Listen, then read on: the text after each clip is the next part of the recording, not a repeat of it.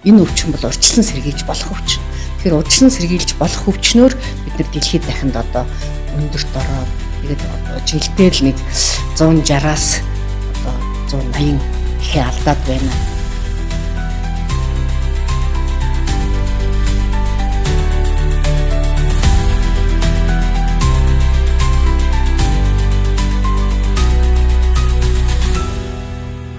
Сайн байцгаана уу? Нүби хүүхдийн сангийн подкастын ээлжид дугаар эхэлж байна. Энэ 7 хоногийн маань дугаарт эрүүлэг хамгаалахын гавьяат ажилтан Нүби хүүхдийн сангийн зөвлөх Наран гэрэл эмч маань ирсэн байна. Баярлалаа. Баярлалаа. За эхний асуултаа илүү хувь хүн талаас нь асууя гэж бодож байна. Таны ажлын гараа, карьерийн замнал та ер нь яагаад анх эмч гэсэн мэргэжлийг сонгосон бэ?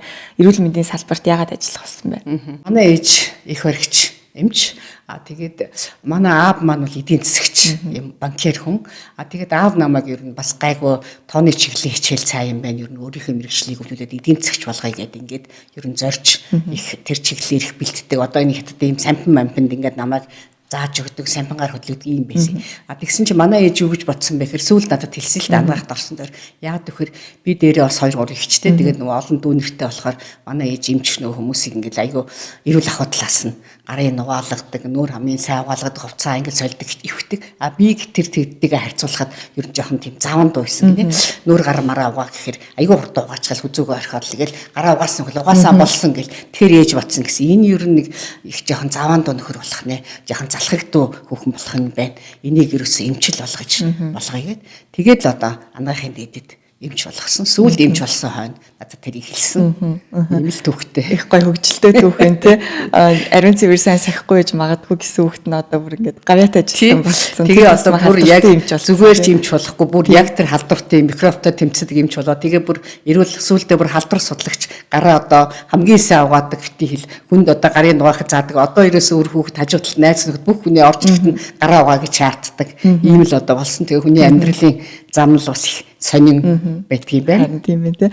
Би бас хамт ажилладаг хүний хувьд яг тэрийг гэрчлэнэ.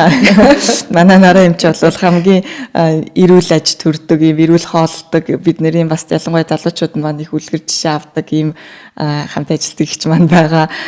Тэгээд энэтэй холбоотой асуухад та бол эрүүл мэндийн салбарт маш олон жил ажилласан, магадгүй энэ олон жил ажиллаж байхад маш олон бахархалтай мөчүүд бас тэр дундаа их тийм сорилттой санагдсан үеуд байсан бах. Энэ түүхүүдээсээ даавалцвал. Ер нь бол яг жинхэнэ эмч болсон түүх гэвэл сургуулаа төгсөө Төв аймгийн Баян Чандман цумд сумын эмчээр. Тэгээд залуухан одоо 22 3-тай жоохон годгор охин 3-аас 4 мянган хүний одоо амьдралыг хариуцаад байхад бол эхлээд очиход бол өөрийгөө бас их бахархаж одоо сумын ганц эмч гэд ерөнхийдөө их гэдэг да сумын залуучууд гэсэн одоо бас та залуухан сайхан мис эмч тухайн үед л мис гэдэг крашлдаг юм байла. Тэгээд их сайхан тийм байсан. Гэхдээ хэцүү нэг юм нь бол яг ингээд ялангуяа тэр сумын эмч ганцаараа өөрийнхөө гар дээр одоо бага насны хүүхэдтэй тэгээд хүн эмтгэхэд одоо маш их хэцүү. Тэр үед одоо эмчилж байгаа л яг тэр хүүхдийг хэвээр хамаг байдгаа хүчээ зориулж байгаа л тэр хүүхэд энтгэхэд бол дагаал одоо эцэг ихэн дагаал уйлахаар уйлждаг. Тэгээ манай одоо тэр танангаа нийсэн энтгээд туршилтаа совилогч нар хүүхэд энтгэхээр л эмчиг аваад гар гэдэг ингээд яаж өгдөг. Энэ бол бас их амьдралын сорил хэцүү. Тэгээ сумын ганц эмч гэдэг бол бүх юмд ганцаараа хүн төрсөн ч ганцаараа хүн эндсэн ч ганцаараа ийм л юм одоо харанхуй шүнд моргт одоо тэгэл совилогчтойгоо хоёлоо ингээл хүнээ эндсэн хүнээ зөөгөл энэ төр явж байхад бол айжчих. Энэ бол маш их тийм хэцүү сорилт бол байсан. Гэхдээ бол эндээс бол маш их зүйлийг сурч авсан. Энэгээр багтдаг.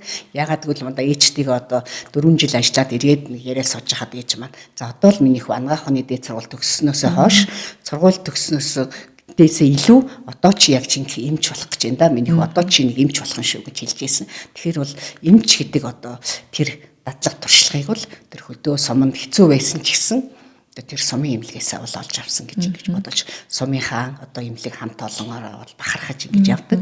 За би яг одоо энэ халдвар төвчний чиглэлээр бол одоо 30 гаруй жил ажилласан. За ингээд ажиллаж байхад хамгийн анхны сорилт гэхтэл 1995 онд одоо холерийн дэгдэлт Монгол улсад бол гарч ирсэн. За тэгээ хамгийн сүүлд бол одоо 2019 онд ковидын цар тахал гарлаа.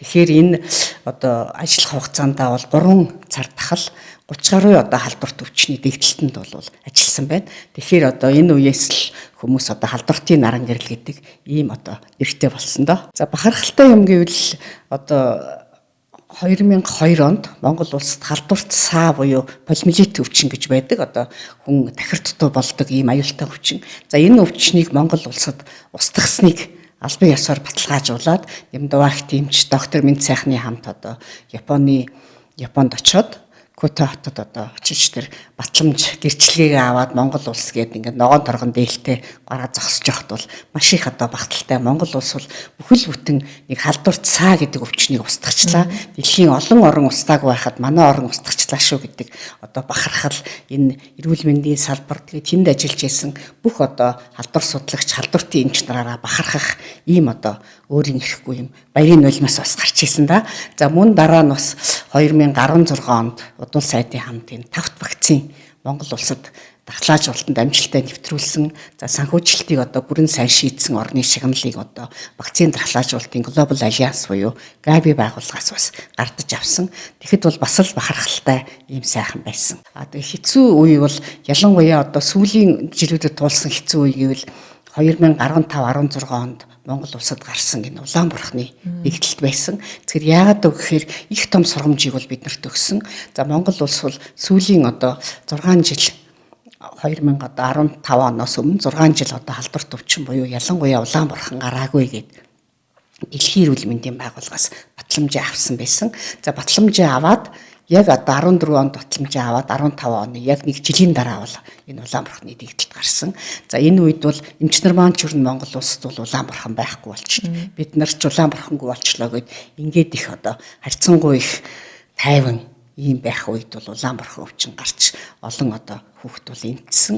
Тэгэд энэ үед бол орой одоо ингээд гэртээ байж хахад шүн утаа ялангуяа утас дугаар харалцаа одоо халдвартын эмнэлэгт байгаа тэр эмнэлэгт байгаа тичнээ хүнд хүүхдийн хэн нь одоо явчихсан болдоо л гэж ингэж боддог ийм гэж айдаг жочдог ийм байсан. Тэгээ энээсээ болж бас хувь хүний жоохон стресс их нойргуудах энэ төр зүйлд бол орж исэн ийм хэцүү үе давж исэн. Гэхдээ одоо ингээд ер нь манай эцэг эхчүүд энэ дахлаажуулалт гэдэг юмыг ойлгоод энэ улаан бурхны вакцинд бол хүүхдээсээ хамруулахгүй л одоо ч гэсэн яг улаан бурхны дэгдэлт гараад өнөөдрийн байдлаар ингээд тоо мэдээ харж яхад бол 6000 гаруй хүүхэд өвдсөн байна. Тэгэхээр эргээд бид нар энэ 15 16 онд гарсан алдаа давтах үдэ гэж одоо бас эмч хүний хувьд бас имиж айж явдаг. Тэгээ энэ бүх хэцүү одоо үеийг бол бид нар хамт олонныхоо хүчээр мөн 9 сартаагаас эхлээд 39 нас хүртэлх бүх хүнийг одоо дархлаажуулж байж энэ улаан бурхны өвчний айхтар дэгдэлтийн ард бол гарсан шүү гэдгийг бас хэлмээр санагдлаа. Ялтчгүй бас хүний амь настай холбоотой маш үүрэг хариуцлага өндөртөө хэрнээ айгүй нандин мэрэгжилтэй эмч гэдэг мэрэгжил бол их сайхан түүхүүд ярьлаа баярлалаа. Түрүү нөгөө 2002 онд саа өвчин гэж ярьсан чинь бид нэр одоо миний үеийнхэн бол жоохон байсан л да. Ээж аавын ярианаас бол яг сонсдог. Тэгэхээр бас яг энэ өвчнийг ялан дийлэх энэ үйл ажиллагаанд таныг оролцож исэн гэж сонсоход их бахархмаар байна. Баярлалаа. Тэгээд та бол эрүүл мэндийн яамд маш олон жил ажилласан, салбартаа их олон жил ажилласан. Одоо сүүлийн жилүүдэд манай нүб хүүхдийн сантай сангийн зорилгод хувь нэмрээ оруулаад ажиллаж байна. Тэгэхээр нөгөө нэг төрийн байгууллагт ажиллах, тэгээд олон улсын байгууллагын нэг хэсэг болоод ажиллах, ажлын соёлын хувьд, арга барилын хувьд ямар ялгаатай байдлууд танд ихэндээ санагдчихсэн бэ? Энэ хоёрын ялгааг бас манай үзэгчдэд ярьж өгвөл. Сонирхолтой асуулт байна. Баярлалаа. Тэгэхээр төрийн захиргааны төв байгуулвал ерөнхийдөө нэг чиглэлийг бариад бодлого жишээлбэл би одоо халдварт өвчнөөс сэргийлэх гэдэг тал руугаа л ингээ явчихдаг. Хүн болгоно нэг өөрийн үүрэгтэй тэр чиглэлээ хараад ингээ явчихдаг. Гэтэл энд ингээд ирээд харж байхад бол бас арай өөр соёл байна. Яагаад гэвэл энэ бол нэгдүгээрт маш олон чиглэлийн хүн ажиллаж байна. Эрүүл мэндийн хүн ажиллаж байна. За одоо ингээд эрчим хүч, хүүхэд хамгаалал, хүүхдийн эрх гэд ерөнхийдөө хүүхэд чиглэсэн бүх одоо үйл ажиллагаа энд явагдаж байна. Тийм учраас бол үйл ажиллагааны хувьд бол нэлээд хоорондоо нягт ингэж уялдаж явдаг юм байна. За хоёрдугаарт нь бол бас хүүхдийн төлөө болохоор хүмүүс их хүүхдтэйгээ адилхан одоо зан төрхтэй болцсон, хүүхдийн төлөө их чин сэтгэлтэй, их тийм найрсаг, өгөөмөр ийм одоо сайхан их одоо цайлган гэгээлэгтэй хүүхэд ямар байдаг вүлээ яг тэрнтэйгээ тохирсон ийм их сайхан хамт олон байд юм байна. За 3 дугаарт бол залуучууд их ажиллаж байна. Тэгээ залуучууд маань бол бас хэлний мэдлэгийн боловсрол их сайтай. Ер нь бол ихэнх нь л одоо 2-3 хэлтэй ийм одоо бахархмаар ийм сайхан байна. За мөн одоо бие бинийгээ их сайхан хүндэлдэг, хамт олонч тусархаг, ялангуяа одоо миний хувьд бол бас харьцангуй ахмад ажилтан те ийм ахмад одоо хүмүүсээ их хүндэтгдэг ийм их сайхан байдал нь бол бусад манай залуучуудын одоо үлгэр дуурайл аваасай гэж одоо бодмоор ийм сайхан хамт олонд ингэж ажиллаж бас хүүхдийн төлөө зүтгэж байгаадаа бол маш их баяртай байгаа. Би бас энэ байгууллагт ажилладаг хүний хувьд яг санал нийлэх юм байна. Тэг яг манай туршлагатай ажилтнууд хэлдэг л да манай залуучууд их мундаг байна гэд би бас яг энэ байгууллагт ажиллаж байгаа залуучуудын төлөөллийн хувьд бас яг туршлагатай ах эгч нараа бол бас үнэхээр мундаг шүү гэж завшааныг ашиглаад гэдэг шиг хэлмээр биднэрт маш их түшиг тулгаар болдог. Мэдгүй юм маань их сайхан тайлбарлаж өгдөг. Яг таны түрүүний хэлснээр хүүхдийн байгууллага гэдэг утгаараас илүү юм зөөлөн хүмүүс ажилтдаг юм шиг санагддаг. Сайхан гэгээлэг яг хүүхдтэйгээ адилхан тийм уяхан улсууд байд юм байна гэж бас харсан шүү дээ. Харин тий. За одоо хоёлаа яриагаа жоохон мэрэгжлийн тал руу оруулъя. Умаа үзүүн хорт хавдар гэдэг нэг айхтар өвчин байна. Миний уншиж судалснаар бол дэлхийн дунджаар одоо 100 мянган хүнд тохиолдож байгаа 100 мянган хүнд тутамд бүртгэгдэж байгаа тохиолдол нь Монгол улсад гарч байгаа тохиолдлыг дэлхийн дундчтай харьцуулахад илүү өндөр байдаг юм байна гэж харсан. Энэ зөв буруу юу? Ерөнхийдөө яг энэ өвчний хор уршигын талаар тэгээд дэлхийн дундч дээр байдаг статистик та Монголд байдаг таармтуудыг та зурдаж өгвөл. Нэг одоо эрүүл мэндийн салбар хөгжөөд их сайхан байгаа ч бас дэлхийд дахинтай харьцуулахад нэг харамсалтай зүйл бол манад хавдрын өвчлөл гэдэг. За хавдрын өвчлөлөөр бол Монгол одоо дэлхийд дахинд бол бас нэлээд одоо дээгүүрт ордог. Ялангуяа тэр дотор бол илгэний хавдар, хотоодны хавдар одоо байна. За тэгээ 3 дахь одоо хавдар бол умаа хүзүүний хавдар. Тэгэхээр илэг хотоодны хавдраас гадна умаа хүзүүний хавдрын хувьд бол одоо дэлхийд дахинд чи сая хэллээ 100 мянган хүнд 100 мянган хүнд ингээд тооцоход 16.10 байхад Монголд бол одоо 20 байна. Тэгэхээр даруй одоо 4% илүү явж штэ. Тэгэхээр энэ өвчин бол урьдчилан сэргийлж болох өвчин. Тэгэхээр урьдчилан сэргийлж болох өвчнөөр бид нар дэлхийд дахинд одоо өндөрт ороод тэгээд одоо жилдээ л нэг 160-аас одоо 180 ихээ алдаад байна гэдэг чинь одоо нэг 2 өдөрт л нэг их одоо энд жил гэсэн үг. Тэгэхээр тэр их нэг их эндлэхэд айл бүхэнд одоо ямар их тий гар цохирол хичнээн хүүхэд өнчрөхөв хичнээн одоо гэр бүл ээжгүй болон хүүхэд гэдэг чинь тэр бүхэл бүтэн хүний хүүхдүүдийн амьдралыг одоо үгүй хийж байгаа энэ айхтар өвчин одоо ингэж их өндөр байгаа нь бол манай үнэхээр биднэрт бол харамсах асуудал юм бол нэг. Энэ өвчин Монгол улсад их одоо байгаа нь ялангуяа номаа хүзүүний хорт хавдар Монгол улсад их байгаа нь бол олон шалтгаантай. За нэгдүгээрт нь хүний папиллома вирус гэдэг дэлхийд дахинд одоо өндөр тархсан одоо энэ вирус байна. За энэ вирусын үндсэн одоо нэг 10 одоо төрөл нь бол умаа хүзүүний хорт хавдрыг нэлээд одоо үүсгдэг юм байна. За хоёрдугаарт нь бол жирэмслэлтийг одоо эмийг урт удаан хугацаагаар хэрэглэх явдал бол нөлөөлж байна. За мөн арх тамхи одоо хэрэгэлдэгтэй амьдралын буруу хөвшил энэ нөлөөлж байна. За дархлаа сул байх явдал бол нөлөөлж байна. За мөн олон одоо удаа төрөх зэрэг энэ одоо зүйлүүд бол нөлөөлж байгаа шалтгаанууд. Гэхдээ энэ нөлөөллийн хамгийн их одоо өндөр шалтгаан нь бол ерөөсөө л хүний папиллома вирусын халдвар. Тэгэхээр энэ халдварыг бол хүн одоо амьдралынхаа туршид хэдэн ч удаа авч болно. Ялангуяа анхны бэлгийн хавьталд орохдоо халдвар аваад тэрнээс цааш одоо 24 сарын дотор умаа хүзүүний одоо хорт хавдар болох одоо юм магадлал бол өндөр байдаг. Тийм учраас л бид нар аль болохоор одоо хүүхдүүдийг эрт вакцинжуулъя гэдгийн учир шалтгаан нь бол энэ. Та түрүүн хэллээ хорт хавдрын өвчлөлийн үед Монголд бол элэг ходоод гэдэг тэргүүлэх өвчлүүд нь байдаг юм билээ. Эрэгтэй эмэгтэй хүмүүст бас баг зэрэг өөр үед юм билээ. Тэ эмэгтэйчүүдэд бол умаа үзэн хорт хавдар маш өндөр байна. Та түрүүн бас ярьлаа гол үүсгэгч нь бол хүний папиллома вирус гэдэг англи дээр бид нэр HPV гэдэг хэлээд байгаа тий. Эмэгтэй хүнд болохоор энэ вирус нь хүндрэхээр умаа үзэн хорт хавдар болоод энэ эрэгтэй хүнд бас ямар нэг өвчнөд хүрэх байх тий.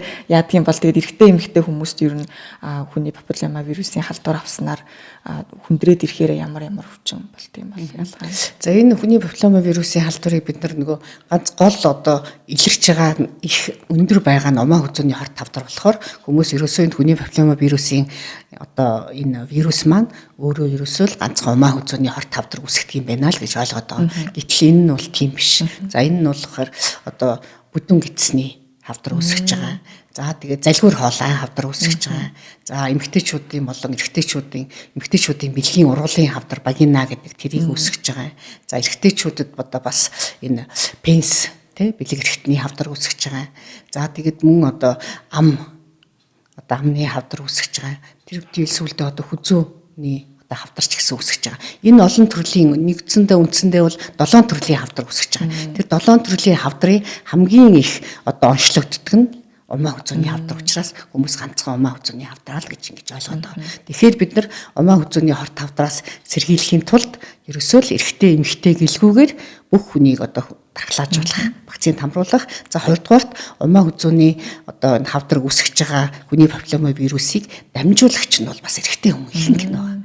Тэгэхээр энэ дамжуулагчаа бид нар бас эрүүлжүүлэх шаардлагатай. Энэ бол урьдчилан сэргийлэх арга хэмжээ л гэсэн үг. Ханд яг түрүүн хэлснээр нэг умаа үзүүний хорт тавдар гэл тэгэхээр хүмүүс шууд эмэгтэй хүнтэй холбож одоо гол үүсгэгч нь HPV хүний папиллома вирус гингүү зөвхөн нэг эмэгтэй хүний өвчин эмэгтэй хүнтэй хамааралтай асуудал юм шиг нийгэмд түгээмэл ойлгогдоод идэг юм шиг санагдаад байдаг надад. Тэнгүүд бас яг эрэгтэй хүнд ч гэсэндээ өвчлөл үүсгээд эрэгтэй хүн болол бас хамгийн гол дамжуулагч нь болоод ингээд хоёр хүнтэй хамааралтай асуудал болоод шүү дээ. Дархлаажуулалт ярихад бол миний ажигласнаар бас уншсанаар олон улсад бол илүү охтууд нь дархлаажуулалтад хамрагдсан хувь нь өндөр байгаад идэм билээ. Монголд ямар байдгийг бол манай дархлаажуулалтын хувь ер нь Монгол улсад хотод болон хөдөө орон нутагт хэр явж байна.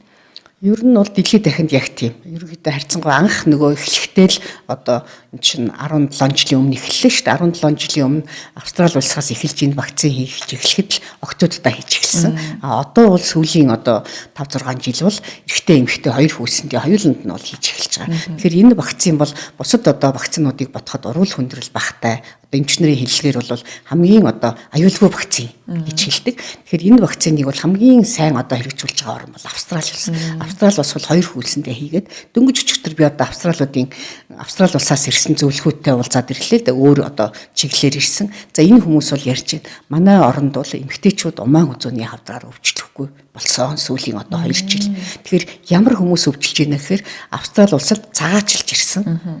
Гадны тэнд амьдарч байгаа, сурч байгаа ийм хүмүүс л өвдөж байна. Тэгэхээр тэр орон бүхэл бүтэн дэлхийн нэг орон умаа хүзүүний хавдар гэдэг өвчнийг байхгүй болгоцсон. Маш сайхан үлгэр дуурайл бидэнд байна тийм ээ. За хоёрдугаарт вакцин бид бүр эмч хүний хувьд нэг эмзэглэж явдаг юм бол энэ хавдар их өндөр байдаг. Монгол улсад хавдраа сэргийлэх хоёрхан төрлийн вакцин байна. Вирус гепатит B-ийн вакцин. За ингээд умаа хүзүүний хорт хавдрын эсрэг гэж хүмүүс нэрлэдэг байгаа. Гэхдээ энэ бол яг үндс нь бол хүний папиллома вирусын эсрэг вакцин. За энэ вакцин хоёр байхад урьдчилан сэргийлэх юм байгаад тахаар бид нар энэ хүний хүлээд хавдар гэдэг айхтар өвчнөр хүлээд идэхтэй. Монгол айл өрхөд бол гэр бүлийн гишүүд нь хавдраас өвдөөгүй хүн бараг байхгүй юм л байна шүү дээ. Тэгэхээр энэ хоёр юмд байсаар байтал бид нар хавдраар өвдөд байна гэдэг чинь бол дэндүү харамсалтай нэг бодлын их гүнигтэй түүхтэй. Тийм учраас бид нар энэ байдлаараа ингээд харьцангуй бид нар бас вакцин эхлээд явснаас хойш жил гаруй болж хахад харьцангуй хамралт бол муу байна. За энэ муу байдлаар яваад ах юм бол бид нар бол 50-60 жилийн дараа л Монгол улс умаа хүзүүний хавдаргүй орн болох нь. Гэтэл орнууд бол 20-30 жилд 10 жил 15 жилд хавдаргүй болж шүү дээ. Тэгэхээр бид нар вакцин байгаад ахад вакцина хийгээд хавдаргүй болох бид нар боломж нь бол бүрэн байна.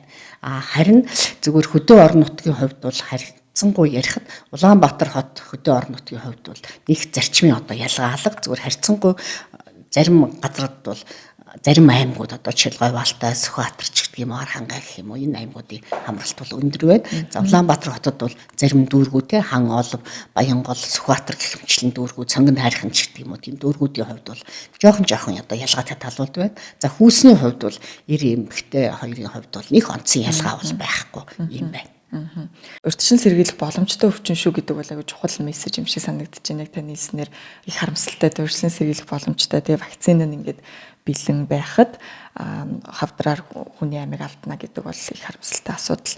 Тахлаажуулалтын талаар ярьсных өнгөрсөн жилээс товлолын тахлаажуулалтад хүний папилломавирусын тахлаажуулалт маань вакцин маань ороод явсан байгаа.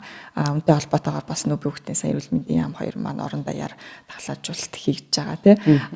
Хичээл сургууль амарсантай холбоотойгоор бас нийтээр явсан тахлаажуулалт хүүхдэд хамруулж амжаагүй эцэгчүүд байж магадгүй. Тэгвэл энэ эцэгчүүд хүүхдэд хаана очиж вакцин хамруулах ёстой бол одоо яг сургууль одоо амарсны дараа бол эцэг эхчүүд өрхийнхээ эмнэлгээр бол хийлгэж болно.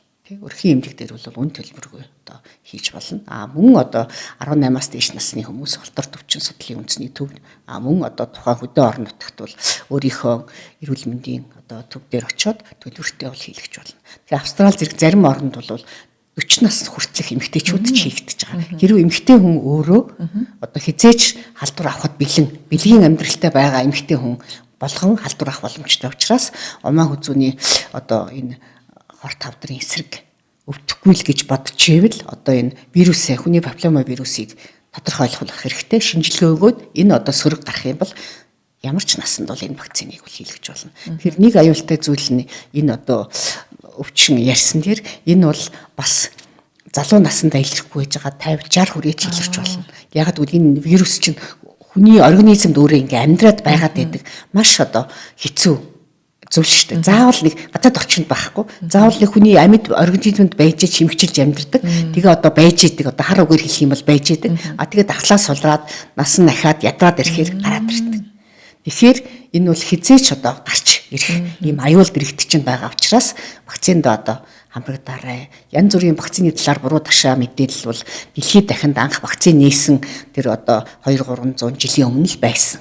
Одоо ч байжлаа. Тэгэхээр ямар нэгэн асуудалд энэ мэрэгжлийн эмч нар яагаад бид нар ангаах ухааны дээд сургуулийг 10 жил бараг сурч төгсдөг. Дараа нь бараг 10 жил мэрэгжил дэвшүүлээд бараг нэг хүн амьдралынхаа 20 жилийг одоо зарцуулж эмч болж байна. Тэгэхээр эмч нарынхаа үгийг сонсол гэж одоо хэлмээр байна.